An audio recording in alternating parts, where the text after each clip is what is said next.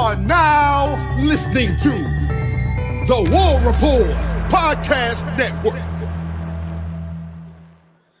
What's up, everybody? Welcome back to the College Loop Pregame Show as we are getting ready for Auburn's Week 2 opponent as they already traveled 2,500 miles to Berkeley, California, to take on the Cal Golden Bears for the first time in school history. And sadly, there's going to be a lot of Auburn fans there. They're going to have to look at Oski the Bear. Yeah, that's an alarming factor. Not something that Auburn fans. Keyword on alarming. That's right. Welcome to the pregame show, folks. I'm Harrison Tarr. Dylan Larck already introduced himself. It is the eve of game day, eve of Auburn at Cal, much awaited matchup. First of a two-game set, home and home, between what is currently the SEC and Pac-12, and next year will be the SEC and ACC, right? So we'll be Pac-12 again. Yeah. Yeah. Anyways, known Atlantic Coast City, Berkeley, California. Right. And I would steal John Conley's thunder, but I'm going to go and bring him on the show because he made a pretty funny joke about Cal joining the ACC a second ago. Let's bring on used to be our group of 5 analysts. I think we're just going to call them non-Auburn analysts at this point, or just college football analysts. The ACC is pretty much a Go5 team. Let's just call him our fellow college football analyst, John Conley, and let's bring him on. John, how are you doing, my man? I'm doing great, guys. I'm doing great. I'm super excited to break down the future of the ACC right here. I said this earlier, but nothing screams Atlantic Coast more than Oakland, California. So listen, we're ready to break this down. I'm excited to break down this game, and this game's going to be. It could be a little nerve-wracking if I'm an Auburn Tiger. I'm very honest. I don't disagree with that at all. Let's talk about the knowns before we turn you loose on your film report. First and foremost, that Auburn linebacker room was already thin. Auburn's now down Austin Keys. You're even thinner at a position that, let's just call a spade, folks. Auburn's not very good at, and not very deep at all. And that front seven needs some work. We talked about it on the Thursday show yesterday as this is coming out about the guys that need to step up. Eugene Asante, you got to have a day, my man. Like you got to pull up and really make some plays. And that defensive, that interior on that defensive line really got to show up. We know Cal likes to run the ball. I know you're going to talk about that here in a second. Auburn's got to get out of this one healthy too, folks. So with that in mind, John, let's start. You mind if we go offense and then go defense? Get your scouting report. Cal, what do they like to do offensively? Offensively, it is all about running this football. They have a first-year OC, first-year running backs coach. They're still keeping their O-line coach, I believe, is what I have written here. Yeah, they're keeping a lot of guys. Their defense has all their same coaching staff, but this is a brand new offensive look for them, and it showed when they were able to run for 350-plus yards. I mean, they absolutely took over on the ground. That's something that's not going to change this week against Auburn. They're going to try to run. Their backs are physical. Jaden Ott is an absolute beast. That dude is a stud. He's fast. He breaks tackles like it's nothing. This is going to be a very, very interesting challenge for Auburn. All of their passes are short. The only time they ever get a big pass off is on the play action, coming from that momentum of building that run game really strong. So what you're going to be looking at is a lot of run. You're going to do a lot of quick passes. So if you're Auburn, that big key is if you can get as much pressure in passing situations with 4 guys down and not having to use a 5th or 6th linebacker coming in, that's going to help out a lot. Absolutely. And also important to note, like you said, Cal doesn't put the ball downfield often, fellas, outside of the play action.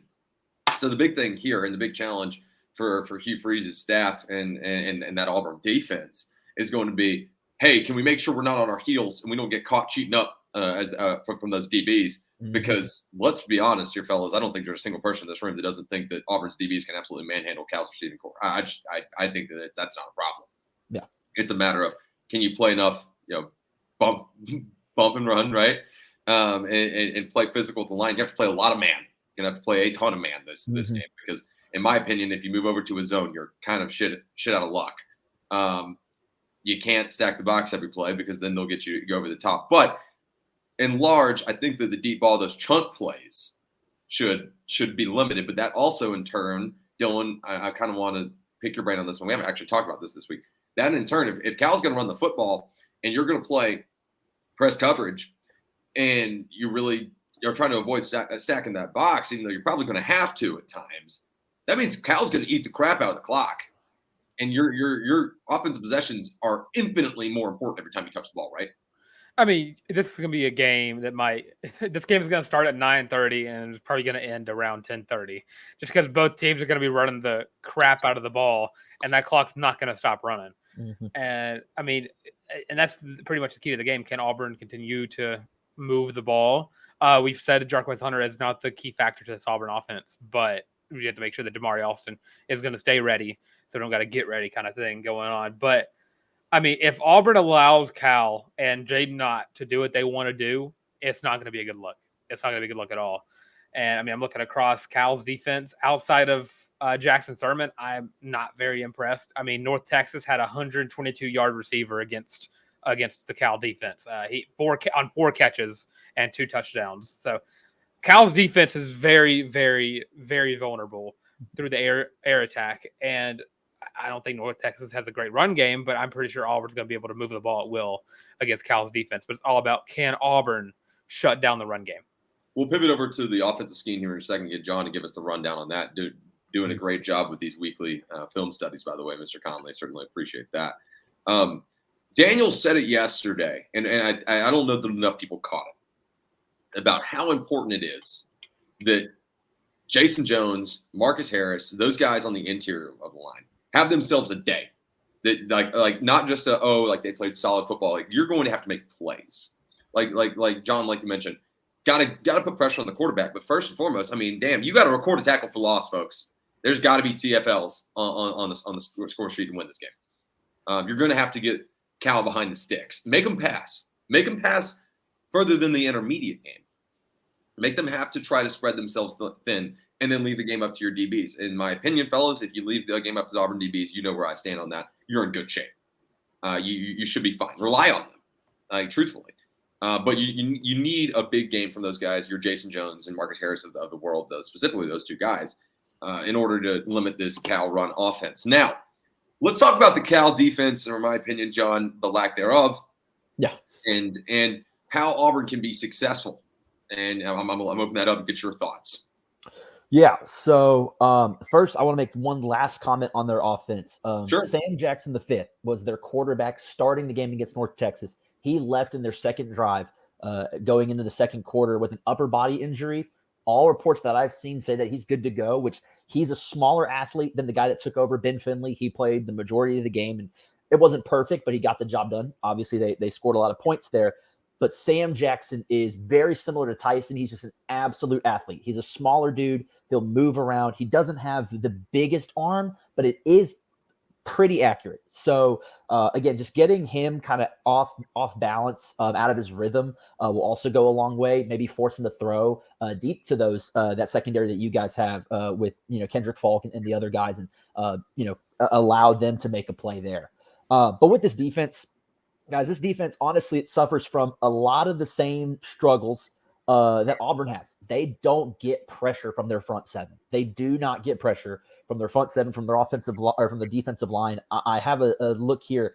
They had, I believe 6 tackles for losses, which is, that's impressive, but it's also happening with they're running the ball a lot at North Texas. They had 2 sacks the entire game.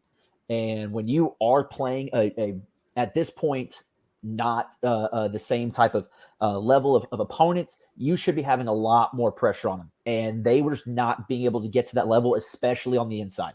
So that's a big advantage for Auburn. You've got big boys up front. And that's kind of what I have a little note here. One of my keys to this game is Auburn's just got to play big boy football.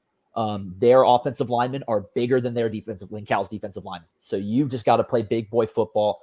Their corners are nothing crazy impressive. They had 3 interceptions, which is great. One of them was a linebacker pick where quarterback was staring down the route the entire time. It was the linebacker was just hanging there. He was just hovering. He was waiting for it to happen, and it happened. So he took advantage of some mistakes. This Cal defense, it steps up. It made really good adjustments at halftime. From the third and fourth quarter, they allowed 9 total yards in the third and fourth quarter. So they know how to make adjustments. They know how to respond. It's just a matter of their defensive line has to take a step up if they want to try to stop the run game that Auburn has clearly established. And if you compare these offensive lines head to head, yeah, advantage Auburn, right? If you were to put those in a hypothetical world, right? Yeah. Advantage Auburn, certainly.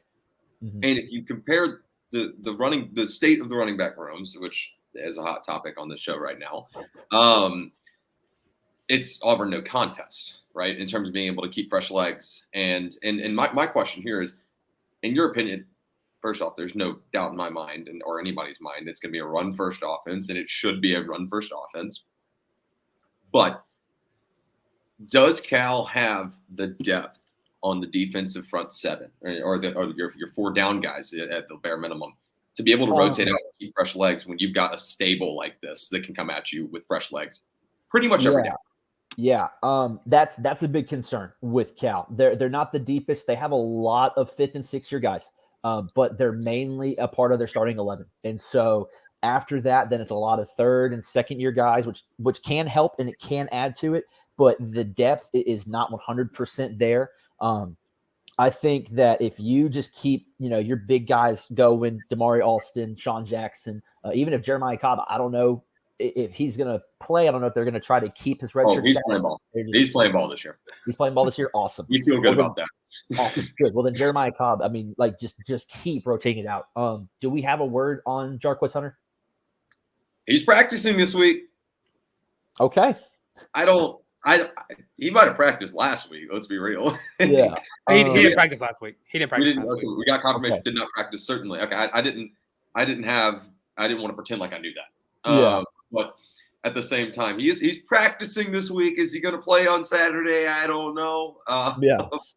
But if he can, if he can, that just helps Auburn tremendously with this run game. But honestly, the running backs that you guys have, the stable that you have, it can be every 3 plays you have a new running back in, get your back a chance to breathe, take a second. This team can just run right through them.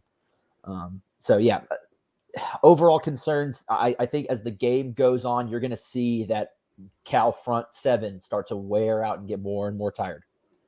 And Dylan, I'm going to expand on that. I'm going to say something edgy on the show that you might have to post-production edit this out. Let's get thorny for a second here. And let's talk about Payton Thorne for a second and about what he can do against this Cal defense. So we've seen what has now been coined as – you're not cutting that out of the show, by the way. We've seen what has now been coined as, John, red zone Robbie. I have that written on my notes. Good. Red Zone Robbie. But I want to talk about Payton Thorne for a second and how important it is for him to have, and we talked about this on the Thursday show once again, keep alluding to it. If you haven't listened to it, we have a much more in-depth positional on the Auburn side alone breakdown, so go check that out. But I said that Payton Thorne needs to play at least good football. I thought he played fine on Saturday against UMass. I thought he played fine and did everything that Auburn wanted him to do with a consolidated playbook and trying to – I think Auburn ran – I don't know what the exact number wound up being, but I've heard anywhere between 6 and 10 offensive plays. I've seen different variations of the same playbook, which is good. You want to keep it off the film. But I said yesterday, John, that Payton Thorne needed to play not just average football. He needed to play above average football on Saturday. And I thought he did good with checkdowns. Thought he did a great job being elusive in the pocket. What does he bring to the table, in your opinion, against this Cal defense? And what really, I guess, weaknesses can he exploit do you think plays in Auburn's favor? So very similar to what Cal can do with Payton Thorne, having a guy like Payton Thorne. His decision-making, his accuracy, that can help out a lot whenever it's time to spread things out on maybe a play action or on a naked bootleg. RPO. Or on an RPO. Find ways to where he can get the ball out really quick, get those to his playmakers. Because, Auburn's got a receiving core that can match up very, very well against this Cal defensive back group. They've got some good guys that, listen, Payton Thorne can just get it from A to B. It doesn't have to be some 30, 40-yard pass. If it's a 7-yard slant, if it's a 5-yard curl, just something like that, you can let your other guys do the rest. For Payton Thorne, it's just a matter of if the running backs are moving and we're getting the ball going, and all of a sudden you want to try to air it out, take a shot, get the ball going through something else on a play action, play mistake-free football. It's as simple as that for me. If Payton Thorne, he doesn't have to be, 20 for 21 with, 220 yards and 3 touchdowns. If he's just 7 for 9 with no picks, that's all he needs to do. That's all he needs to be for this kind of type of game. Just play mistake-free football, use your accuracy as an advantage, and take advantage of the fact that this team's going to load up front because you've got to try to stop the run game that Auburn's going to bring. To kind of expand on that, Dylan, I know you're about to talk about red zone Robbie. I'm going to give it to you. I'm going to let you talk to John about a 2-quarterback scheme. I'm going to give it to you. But a couple things worth noting. Don't know the status of Nick Martin. Dylan, I've not gotten an update on Nick Martin's status. Have you? He did practice on Wednesday. I know. Okay. Beyond that, we've not heard anything new, right?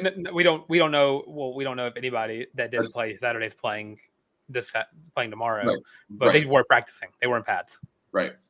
John, for some context, Nick Martin, 6'5", wide receiver transfer out of Cincinnati. Big frame, big target. Yeah. And moves quicker than most dudes of that frame. Seriously. That kind of, if you think about the possibility of having him back now, first off, I'm going to put the words in John Conley's mouth. He said 5-yard curls, 5-yard slants. What he's saying is get the ball to Shane Hooks and get the hell out of the way.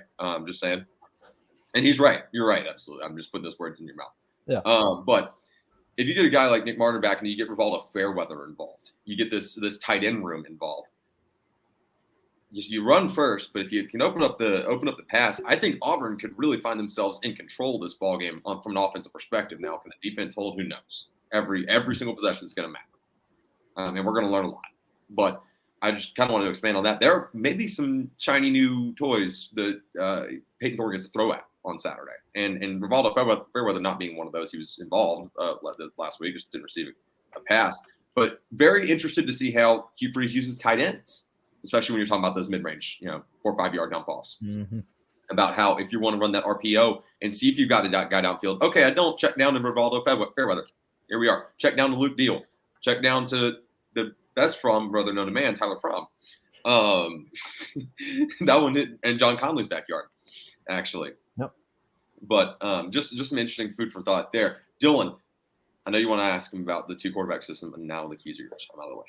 Oh, you do say 2 quarterbacks, and that means Robbie Ashford will be seeing the field in Berkeley, California, which means he's going to start his second week of his 2023 and 2024 Heisman campaign, currently leading Auburn in rushing touchdowns with 3. Tar, you get away with saying that I could never get away with saying. And see, as the president of the Robbie Ashford Truther fan club, I get away with more things than you. And that's just the perks of. I'm starting the Auburn running back room fan club then. There you go.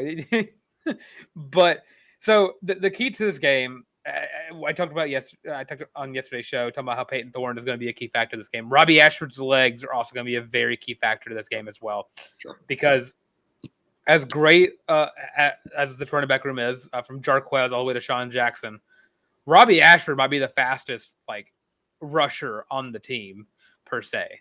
I don't think there's very many people on this team. Maybe Brian Battie and Jeremiah Cobb could probably give him a run for his money, but Robbie Ashford is ridiculously fast, and I think he's going to give this Cal defense a lot of trouble. So, John, what have you seen from this Cal defense that should probably make them a little worried about Robbie Ashford's ability? Well, part of adding Robbie Ashford, especially in the red zone, we talk about red zone Robbie, anything from about 7 yards in. I love that graphic. Adding Robbie Ashford to this team just adds another dimension of something that you have to look out for if you're one of Cal's linebackers or safeties. And his ability to stretch the field is something that's going to be utilized a lot. If I were to guess, whenever you see Robbie Ashford in the red zone, it's going to be from, I can think 8 yards max and less, anything from 8 yards within to the goal line. And it's going to be a second down or a first down, something where at the very least, third down, you have something written up where you can let Payton control it. You can let your running backs control it, let your wide receivers, your tight ends. But Robbie Ashford is going to be utilized a lot in this game, guys. And he's going to be utilized once you get within that red zone mark. And at any point where it's a short yardage situation where he can roll out, he can run, he can do a little dump off if the linebacker sinks. Those are going to be times where you're going to be able to use his athleticism. And just at that point, you're out coaching and you're out scheming Cal's defensive coordinators at that point. I think that this Auburn coaching staff is capable of that, truthfully. just my humble opinion. All right, Dylan, It's time for the question of the week. All right, John Conley, give us your score prediction. Auburn at Cal, 9:30 Central Time. This is going to be a closer game than I think Auburn fans want. It's going to be a closer game than I think Cal fans are going to expect. I have 2 final scores written. It just depends on how much these guys run the clock out. My keynote here was, if you're Auburn, your biggest key to win here is take the game clock, take all 4 quarters, take 15 minutes of each quarter, pour some gasoline and some lighter fluid on it, and set that thing on fire. Burn as much clock as you possibly can in this game. If you have 4 drives the whole game, but they are 12 plus minutes long and they all result in touchdowns, you're going to win the football game. My final score that I have right here is 20. What? Pretty hard to lose if you do that. Yeah. My final score for this game is 28-20. Auburn? Yeah. Auburn. Okay. I'll give mine out. I like 34-27 Auburn, and I like it as who has the ball last. I'm going to be transparent. Auburn's a better football team, in my opinion. And I don't know that it's particularly all that close, but you're going to see Auburn open up this playbook on Saturday. And I've already talked about my concerns and the concerns of the Auburn faithful about the defensive front seven, so I'm not going to look at that right now. But when you open up a playbook, you open up room for more mistakes. It's just part of the game of football, and that's normal. It's just like when you get more responsibilities at a job, you have more opportunities to mess up. Right? And you also have more opportunities to be very successful, and I think that plays just as well in this analogy. I like Auburn to win on a late touchdown. I do think it's close coming down the stretch. I really do. Not because I think Cal's that good of a football team, and not because I think Auburn's going to make that many mistakes, but there's still a lot of pieces that we don't know about. We don't know how the red zone Robbie thing works when you put it up against a real opponent, a P5 opponent, if you will. We don't know how Payton Thorne's going to respond when he's got a defensive line that's actually trying to breathe down his neck. We'll find out for real when they go to College Station. We don't know if 27 is going to play. I don't think it really matters, but I don't know if we don't know if Jarquez is going to play. We don't know who's available in terms of, is Nick Martin going to be able to play? What's the scheme look like for tight ends, like we mentioned earlier? There's a lot of factors that just lead me to not be able to confidently say Auburn by double digits. I've seen people. I mean, I think it's Mike G's really riding this wagon big time, right? Like I think I saw him with something very high. Auburn like a lot to a little is my professional guess of what Mike G projected this game. But I'm going to go, I think 34-27 is where I'm at. The orange and blue colored glasses are on for Dylan, so get ready for some sunshine pumping. Mr. Larck, the floor is yours. Your score prediction for Auburn at Cal on the damn Pac-12 network. It's on ESPN. ESPN, sorry. What's the Pac-12 game this year that really screwed us? I can't remember. It's going to be Auburn, or it was last year. It was Auburn USC basketball. That was what screwed us. Oh, yeah. Yep. That sucked, by the way. I illegally yes. that. Yes, it did. I've been going back and forth in this game. The linebackers hold a lot of have a lot of dirty laundry that's been airing out just because they're so stretched thin that I've just convinced myself they're just very, very bad. But I think if this defense and if Larry Nixon can do what he was brought in here to do, which is plug the gaps that he was made to do, I think Auburn can make it very hard for Cal to move the ball. I'm going to give Auburn a 38-20 win. And that's going to incorporate maybe 2 to 3 touchdowns from Red Zone Robbie himself. I think he's going to be the key factor and the X factor to this win, adding on to his points total for the year. So I'm going to give Auburn the 38-20 just to throw in Alex McPherson in there a little bit as well. I do think that Robbie Ashford has a couple touchdowns. He has at least one on Saturday. And truthfully, without the orange and blue glasses on, I do think he's got to have at least one, possibly two. The dude could wind up leading the team in touchdowns like that. That could happen. And I would not be shocked. All right. Heisman campaign. Okay, whatever. Anyways, John, thank you for your tremendous breakdown and being able to kind of us put you on the spot for film. I mean, that's big time. You folks make sure you go and love and support John. Let's step outside the loop for a second. Well, before we do, Tar, how you feeling today, man? Little bit loopy. How are you, John? You feel a little loopy? Yeah, some people call it sleep deprivation, but I am feeling a little loopy. Well, if you want to go to sleep and you want a comfy shirt to do it, you should go to thewarreport.com and get your own Feeling Loopy shirt. Again, this shirt is so comfortable. Comes in 5 colors. You got navy, heather navy, gray, heather gray, black, and heather black, I believe, or just black, I believe. But this shirt is so comfy. It's awesome. We all love it. We all got one. They're beautiful. My girlfriend's got one. She always wears it. We basically are always washing it because that shirt is just so comfy. So go to thewarreport.com or click the link in the description below. It's only $25. Just saying, I'm getting lunch with AU Barn Trooper tomorrow afternoon. We're both going to be wearing our Feeling Loopy shirts. Just saying. Just throwing that out there. That's like, and we're going to be out here in D.C. repping the Feeling Loopy shirt. Just saying. Hey, let Tubbs know. Tell Tubbs we're going to get one. Yeah, I'll go tell Tommy Tuberville. I'll bring him a shirt. I'll just give him the one off my back. Yeah. Sure. Just we'll make it happen. All right, now it's time for Outside the Loop.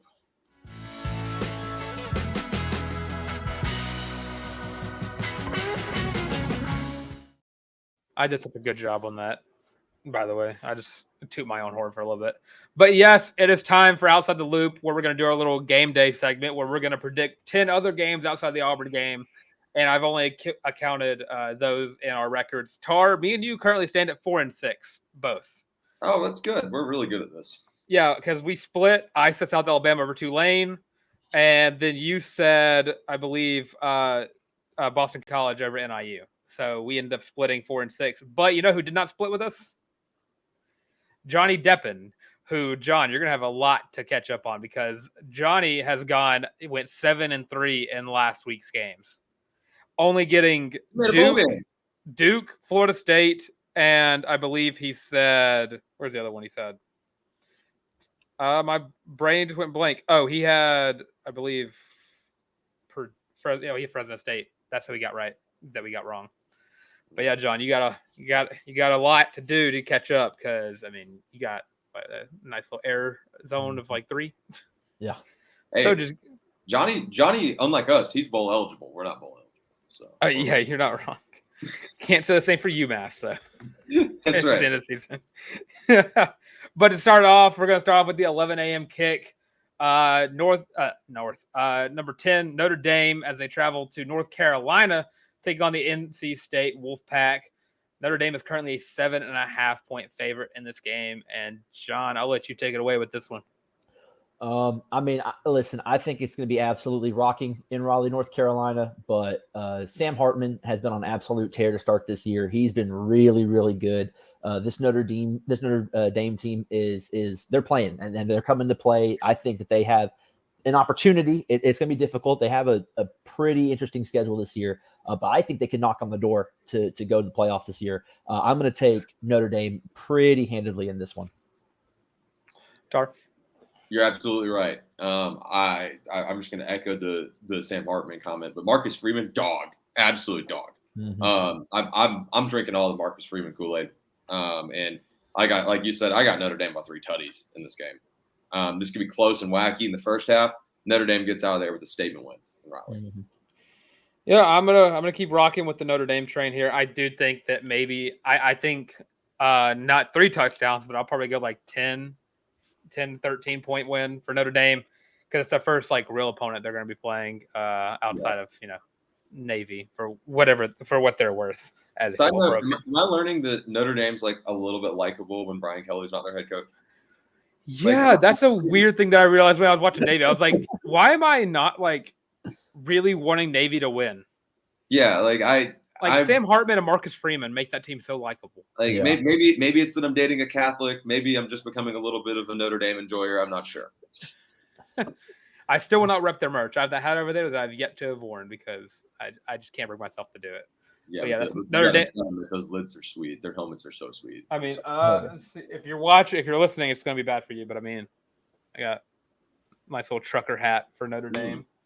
I just think the Notre Dame helmets are dope. I don't know. Mm-hmm. But the Yankee uniforms are the worst uniforms in college football history. Very bad. Yes, correct. All right, now to follow up on another hype train that's going on. Nebraska travels to Boulder to play the Colorado Buffaloes, led by Deion Sanders and Shedeur Sanders and Travis Hunter. in a game where, let me see if I pull up the thing.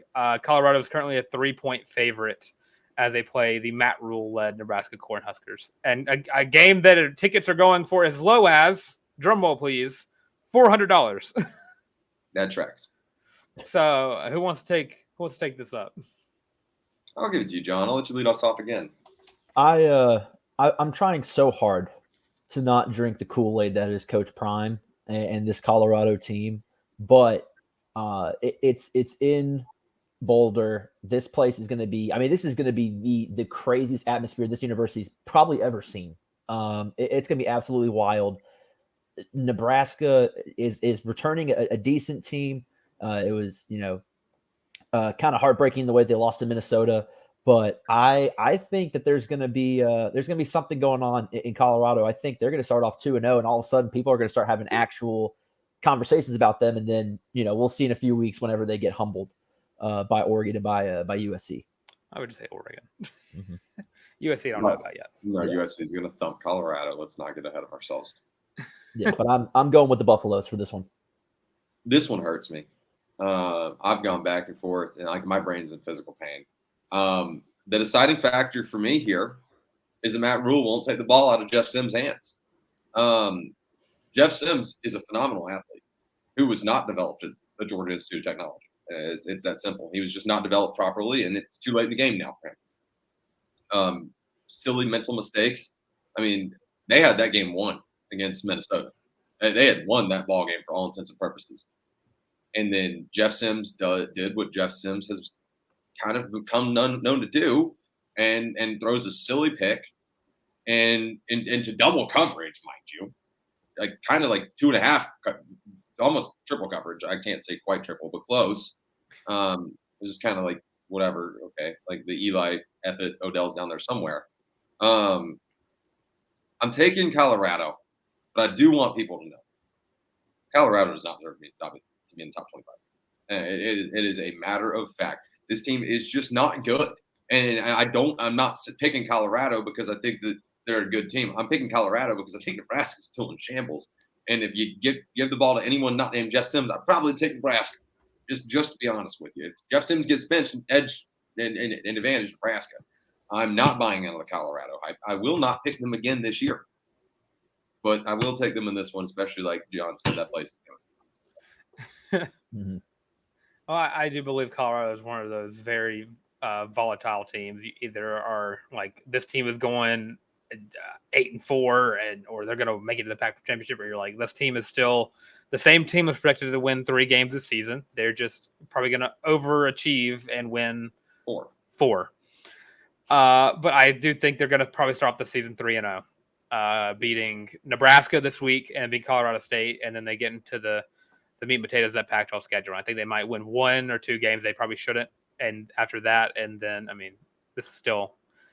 I think Deion's going in the right direction, but I do think Shedeur and Travis Hunter are going to have a nice little field day against Nebraska.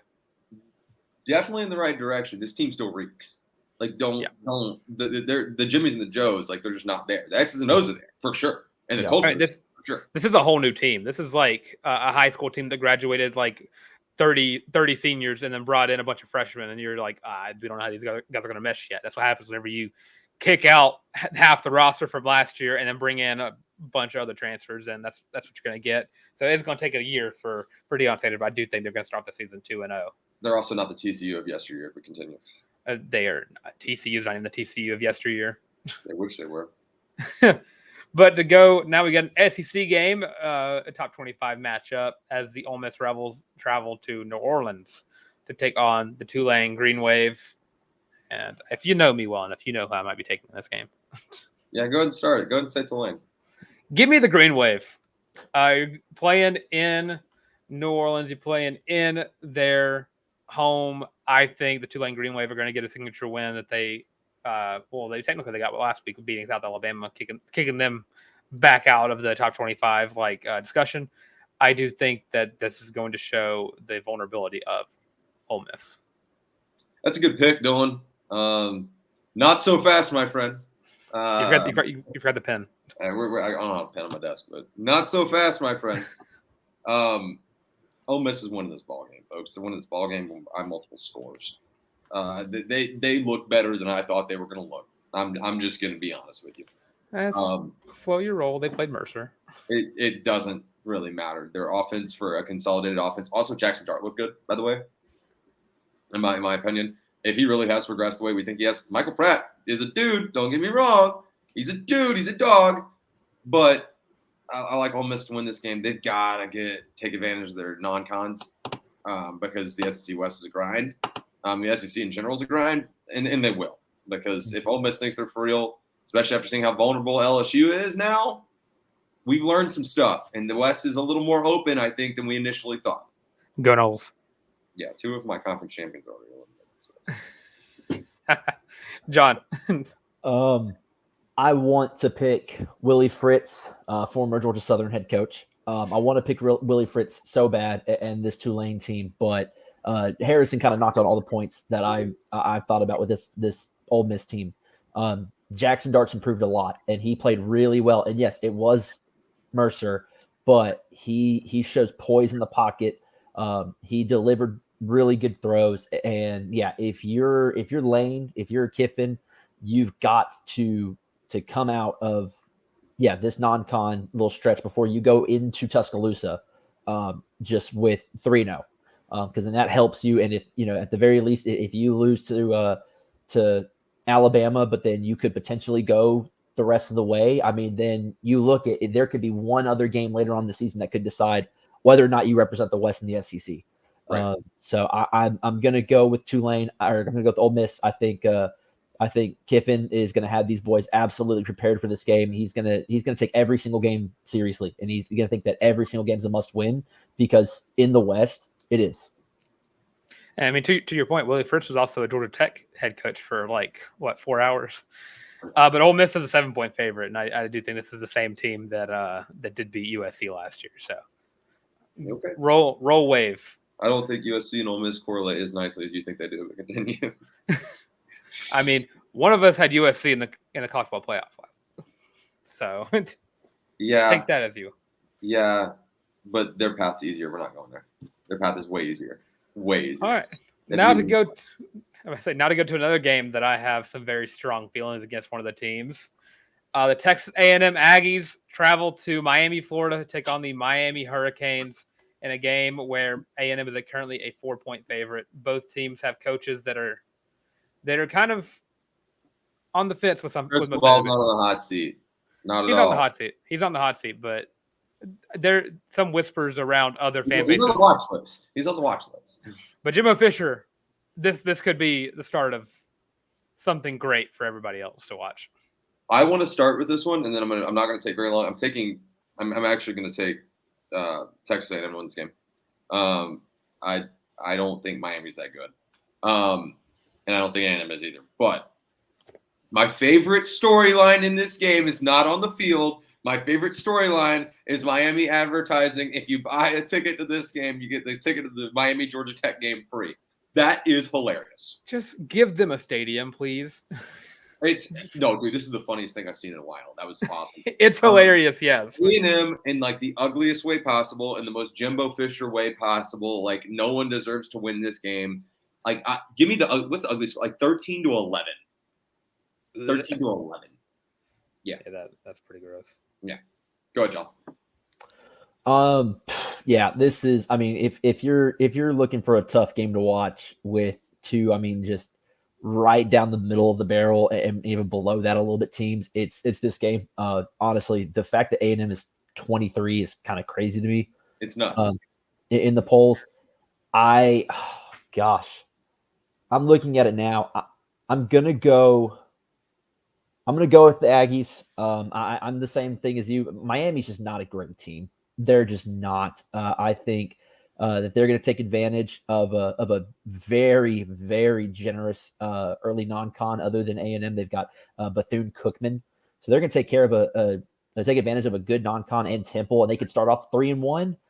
They're not going to play like most other 3-1 teams in the ACC, let alone in the rest of college football. So, give me the Aggies. And what's going to be just a very weird, lethargic. The game's going to be so much worse in the final than what the final score shows. Beautifully ugly. All right, Dylan, go ahead. Yeah, I listened to everything y'all just said, and I'm gonna counter it with this is not a A&M team built for big stages. And yes, this stadium is probably going to be empty unless Miami fans really want to go to the Georgia Tech game for free. I think Miami is going to take this game in an ugly way possible. I think it's going to be a very defensive matchup. I think we're looking at a 13-10 win for the Hurricanes and the downfall of the Jimbo Fisher era. Give me a damn 3-2 game. Let's do it. I've never wanted one more. Yeah, let's do it. Let's do it. I'm all about it. Yeah. Miami loses this game, by the way. Jimbo Fisher might not make it past one game in the SEC. He is, dare I say, Brian Harsin-esque dead man walking. I know week one's all for like overreacting and stuff. We tend to do it sometimes. I haven't really done it a lot much, but other fans tend to do it a lot. I don't understand the whole A&M's back after beating North Texas. I don't get that. Well, but other than the fact that Auburn's back after beating UMass, yeah, I get it. I mean, Auburn is back. I just don't think A&M's back. I do think UMass was leading the independent conference until they stepped in the Jordan Hare Stadium. I think that's the statement win. But New Mexico, I just don't get. They didn't have a win on their schedule yet. That's right. I get it. Now to go into a game that's got some kind of implications. The Texas State Bobcats travel to the Alamo Dome in San Antonio, Texas, to take on the UTSA Roadrunners. Meep. In a game where UTSA is a 14-point favorite, but the storyline of this game is, can TJ Finley? I can't even finish that statement. TJ Finley had a good game last week, which is weird. And can he keep it up? Here's something crazy, folks. TJ Finley played great football last week. He played great football against the G5 school on the road, with G5 guys around him. Maybe he feels at home. I don't know. Maybe that's it. I like UTSA to win this game by 14 plus. It's that simple. They are still very talented. Yeah. John? I hate agreeing with Tarr on everything because I feel like we've got to have some sort of separation here. I'm hoping we do later on in the segment. But, yeah, I'm not drinking any Kool-Aid on the Bobcats. Texas State has still always just kind of been middle to bottom of the barrel in the Sun Belt. And Baylor is not what they used to be. TJ Finley had a fantastic game. That is true. It's awesome that he had that game, but give me the Roadrunners, dude. Yeah. Meep. Frank Harris is going to have a field day. Okay, great. Yeah, great. 100%. We went around the circle with UTSA. Just sidebar thought, drop this in the comments. Guys, do you think that Dave Aranda's okay? Do you think he's okay? I think he's going to be a great defensive analyst for the Auburn Tigers next year. He's going to be a fantastic defensive analyst at Alabama next year. I still think Dave Aranda is a good coach. I just think Baylor as a team is just going to be down this year. I think Dave Aranda's safe from Dave Aranda looked mentally ill, unwell, he was battling some demons. If TJ Finley threw for almost 300 yards and 3 touchdowns against you and no interceptions whatsoever, I'm pretty sure you would want to jump off the nearest bridge as well. Yeah, that's true. All right, John. I picked this game specifically for you. We got the UAB Blazers traveling to Statesboro, Georgia, to take on the Georgia Southern Eagles. Georgia Southern is currently a 7.5-point favorite, and Dylan opens this one up. I'm gonna rock with my hometown team, as in home state. I'm gonna rock with the UAB Blazers here. I think they are a powerhouse in the GO5, and I'm gonna keep rocking on my Blazers. All right, John. Well, that's a great pick, but it's not the right pick. I'm going to go with the boys in Paulson Stadium. That place is going to be rocking. The student population, from what I've been seeing, they're ready. They're ready to rock this game out. It was an ugly loss to them last year. We could not get anything really rolling offensively against the Blazers in Birmingham. But that's going to change here with Clay Helton, with Davis Brin. I am all for it. I think this is going to be a statement win against Trent Dilfer's squad. I'm ready to scream Hail Southern for the whole rest of the Saturday. So that makes me the deciding factor. So this is super, super fun. This is why I wanted to go last. So I Trent Dilfer's a fantastic coach, by the way. Great hire for UAB. And that squad's going to have a fantastic season. Southern's you said 6.5 point favorite? 7.5. 7.5 point favorite. Wow. That's and hold on, FPI, UAB's at 51.1% chance to win. Okay. This game is going to 48.9. This game is going to rock. It's going to be a really, really close game. And this one's in Paulson, right? That's right. Statesboro. Right. That's what you just said, John. Excuse me. Yeah, close game down in Statesboro, Georgia. And it's really tough for me to pick. But you know what? I lied. It's not going to be a close game because the Georgia Southern Eagles are going to come in and beat the ever-living shit out of the UAB Blazers. That's right, baby. That's right, baby. Hail Southern. I know this is an Auburn. He's got to rock in with a true spread offense. They're not running the triple option anymore. Nope. RIP the option down in Statesboro, Georgia. Hail Southern and no place else. That's right, baby. That's right. Well, y'all are just going to hold each other's hands all the way through this prediction segment, huh? Yeah. We'll see. I mean, I think y'all are. So going into another game with some Auburn implications as the UCF Golden Knights travel up to Idaho to take on the Boise State Broncos. UCF is a 3.5 point favorite. I have the hats of one of these teams, and I would not be putting it on because I'm going to be rocking with Gus Malzahn in this one with the UCF Golden Knights. John, go ahead. So what do we have a name for this bowl? You know, Malzahn and Harsin here. The Auburn Payroll Bowl. Yes, that's good. I like that. I like that a lot. I mean, this is actually going to be a very, very fun game. I think Malzahn and the boys down in Orlando have that team buzzing, but there's something about that blue turf. There's something about that blue field. And you know what? I'm going to go with the Broncos on this one. Oh. Yeah, Dylan's a little shocked by that because got to change things up. Here's the reality of things here, Dylan. If you did this for us to be different, I appreciate you. I get that because sometimes you got to bite the bullet and let only one person can be perfect, and I guess it's just got to be. The UCF Knights are rolling. The UCF Knights are contenders in the Big 12, by the way. By the way, I'm serious. They are not pretenders. They are one of the better teams in the Big 12 this year. I'm being so serious right now. They're going to beat some teams that shouldn't. They're also going to go into Boise and actually thump Boise State. Boise State's not back. They haven't been back for a half decade. They weren't back when Auburn hired Brian Harsin. Let's just be honest.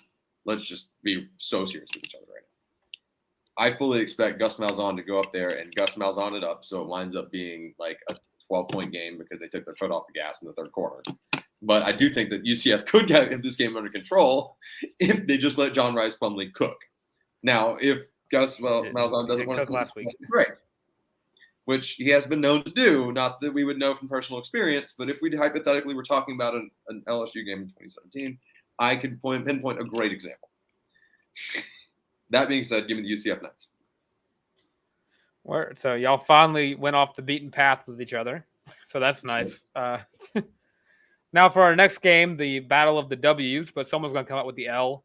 You got number 19 Wisconsin Badgers traveling up to Pullman, Washington to take on the Washington State Cougars. What an ugly game. Wisconsin's a 6-point favorite. Yeah, Wisconsin versus the Badgers versus the Cougars. All right, all-time mascot matchup. All right, I'll get it. I'm going to field this one first. Wisco, Luke Fickell, and the boys. I mean, come on now. What am I supposed to do? Take Washington State? I mean, the true air raid's not there anymore, folks. Sorry. It doesn't work as well without the pirate at the helm. It's just a fact. Rest his soul, rest in paradise, King. Mm-hmm. Give me Wisconsin. Give me Wisconsin by 10. Yeah, no. RIP to the pirate. Luke Fickell is I think a really, really good option. Was a great hire for Wisconsin. I really liked it. I liked it for him. I liked it for that program. They're going to make some noise in the Big Ten. Not a ton, but they're going to make some for sure.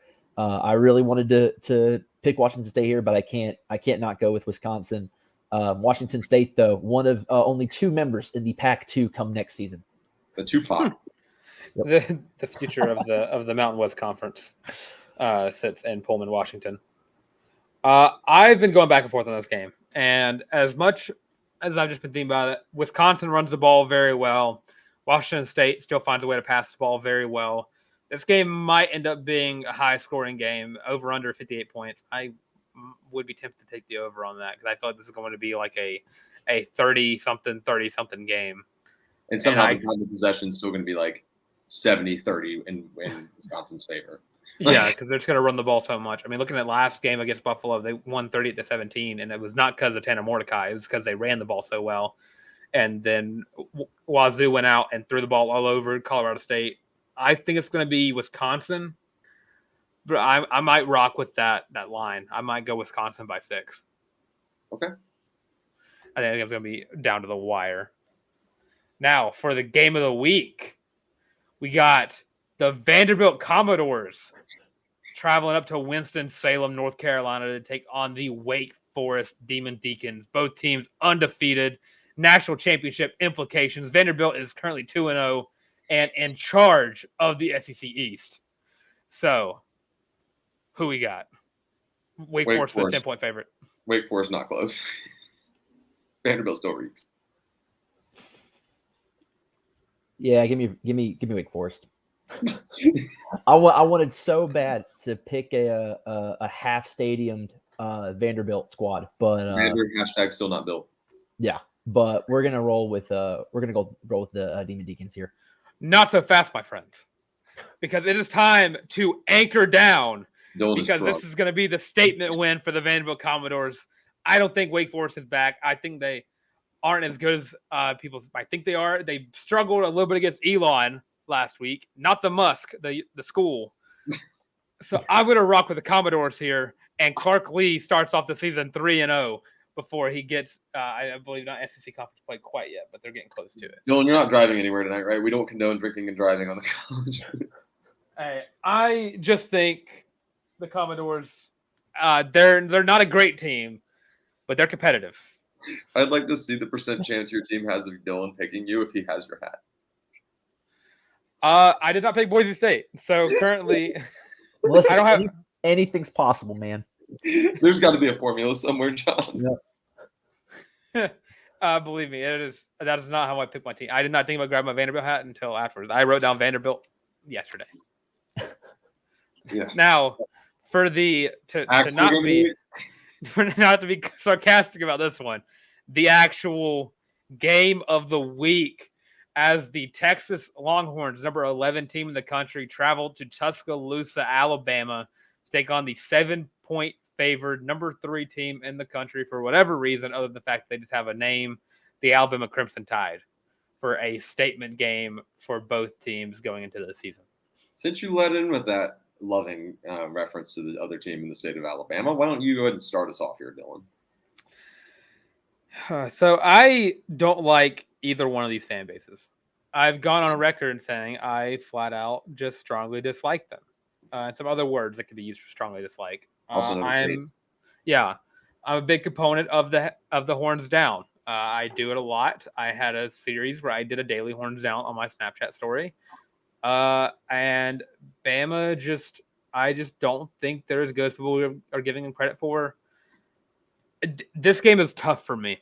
I don't think Sark is like great of a coach, but I think he's made a pretty decent team around his quarterback and Quinn Ewers. This Bama team does not scare me like teams of yesteryear do. This wide receiver core is just not good. Jalen Milroe, I think he's a good athlete. I don't think he's a great quarterback. And Bama fans should probably keep a leash on the fact that he's not winning the Heisman Trophy. It's going to be a tough game. I think it's going to be close. Bama is currently favored by 7 again. I'm actually going to say Texas is going to get revenge. Okay. In Bryant-Denny Stadium. Okay. John, your thoughts? Listen, everyone I think is going to talk about their game against Arkansas last year where they was like, oh, that's their welcome to the SEC game. That was not their welcome to the SEC game.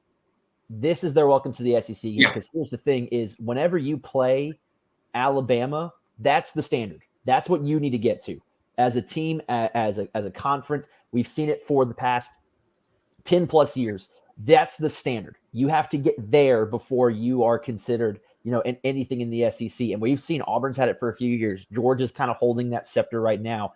But for Texas, your welcome to the SEC moment is right here in Tuscaloosa. That crowd's going to be crazy. It's going to be a very, very fun atmosphere. And, I like Sark a lot too. But this to me has an Alabama statement win all over it for me. This is the true welcome to the SEC game for Texas. And now they know if we want to be the best, we have to get to this level in the West. You did a good job summing that up. There's a lot of things going for Texas here, folks. I'm gonna just throw some people off. All right. Quinn Ewers needs a statement win. Steve Sarkisian certainly needs a statement win. Texas, like you mentioned, kind of building off your point about welcome to the SEC, you're coming into Bryant-Denny Stadium. And if you're going to play lights out, people are going to take notice. This is the opportunity that Texas really needs coming into the SEC. And they need to capitalize on it. The University of Alabama is winning this game by 20 points. It's not close. Texas is not in the same echelon as Alabama. Texas might not win their conference right now, the one that they're currently in. They're sure as hell not going to win the SEC for the foreseeable future. That's not just it's not the cards. I don't know why. I don't know why everyone's over here talking about how this is going to be such a great ball game. It's going to be an awesome ball game for like a quarter or a half. I'm telling you guys, you don't have to. I'm a huge proponent. You don't have to have a Heisman quarterback and win a national championship. You can win championships with an average quarterback. Alabama's in a drought right now. This is a drought for the University of Alabama. If you think that Nick Saban isn't pissed off about that number 3 ranking, you got it messed up. If you think that team thinks that a number 3 ranking is okay, you got it messed up. Do I have Alabama losing the Iron Bowl at the end of this year? In my heart of hearts, yeah, actually, I do think Auburn can win that game to make this Auburn-centric. Alabama's not losing. I'd actually like to redact now. Alabama's not losing LSU either. I don't know that there's a game on this schedule that they lose. This team is much, much better than people are giving them credit for. So for all the Bammers that were my mention, there you go. You had it.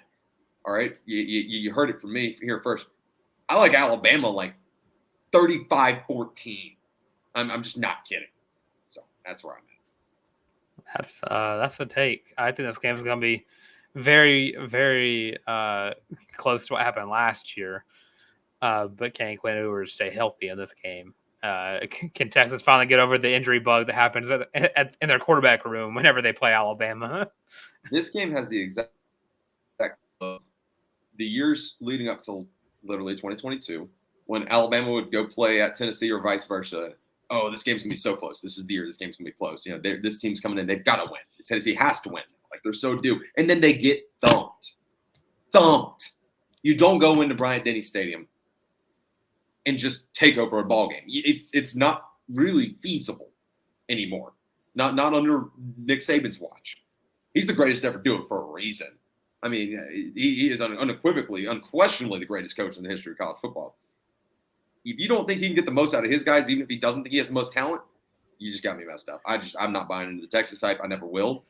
I'll be honest with you. Steve Sarkisian should have lost his job last year. Like, I don't understand why he's still employed either. So that's what I'm. That's a lot of pro Bama talk going on at the end of the show. I'm just telling you right now that this game of the week is going to be disappointing. It happens more than you think it should too. The ESPN game of the week always winds up being winds up being a flop a lot. Oh, last week, North Carolina, South Carolina. That game was fun for South Carolina's dead to me. Yeah. Yeah, the Beamer Ball. I think Beamer Ball is probably a year or so, maybe more, away from actually being a competitive throughout an entire season instead of the last 2 games of a season. Or like we learned that South Carolina actually has a ceiling, which we've known the entire time. That's also like on the table. Well, South Carolina has gotten the SEC championship before. Yeah, good for them. Anyways, John, tell everybody where they can find you, love you, and support you. You guys can find me on all of my social media at JohnLee49, my Instagram, the Bird app, Threads, whatever it may be. You can find me there. My personal MySpace. You guys can find me there at JohnLee49. Yeah.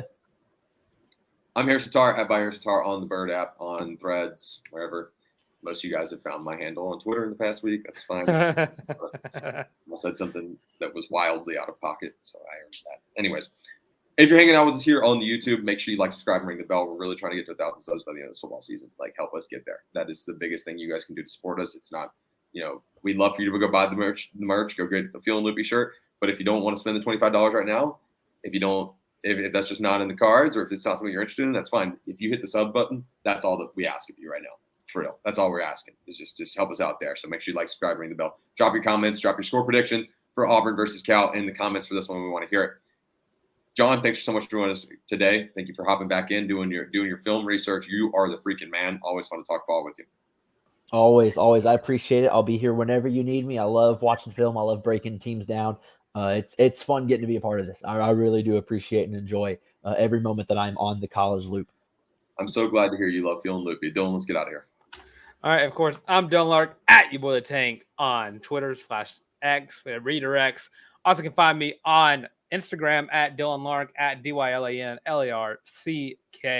And you can follow us here at the College Loop. You have us here on YouTube where you can like, comment, and subscribe. Again, like Tarr said, leave your predictions for the game. Predict your stat lines. Why is Robbie Ashford winning the Heisman in 2023? Leave all those statements below. And, of course, if you want to find us on social media, have us on Twitter, TikTok, Instagram, and Facebook. And, of course, right here on YouTube. Again, cannot pressure that into you enough. Like, comment, and subscribe. And if you're tired of seeing our faces, completely get it. Look at Tarr. Look at him. Yeah. You can find us on Spotify, Apple Podcasts, Google Podcasts, Amazon Music. And, of course, with all of that being said, this has been the College Loop podcast. Or actually the game day preview. There we go.